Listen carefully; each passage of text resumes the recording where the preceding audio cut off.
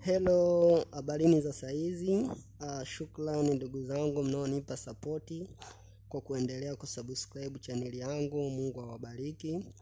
Leo nimewaletea zao la pilipili mbuzi au pilipili mwendokasi.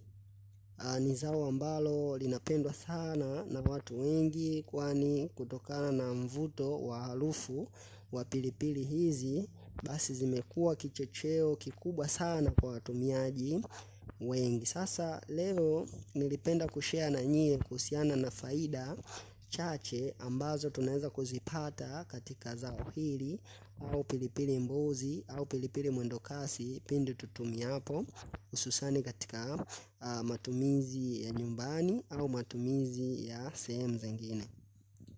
Faida mojawapo ya pilipili mbuzi au pilipili mwendokasi, kwanza husaidia sana kusawazisha kiwango cha sukari kwenye damu.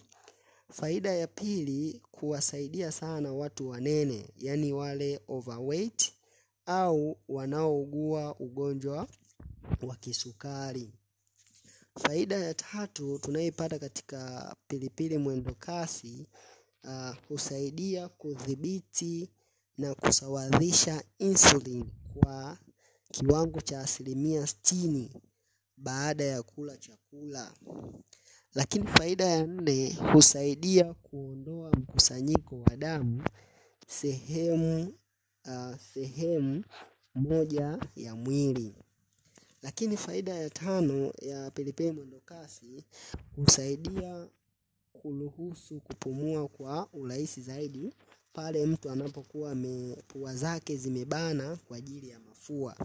Lakini faida ya 6, hupunguza upatikanaji wa saratani kwenye tumbo, yani ile stomach cancer. Lakini faida nyingine, husaidia kuongezeka kwa kiwango cha metabolic ambayo husaidia kuchoma mafuta mwilini, hivyo kuinua kiwango cha metaboliki huongezeka hadi uzidi 23% ndani ya saa 3. Kuzingatia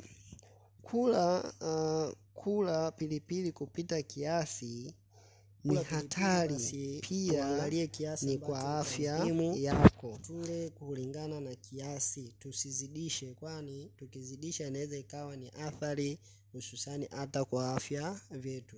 Kwa hiyo tuzingatie namna ya kutumia haya mazao. Asanteni sana.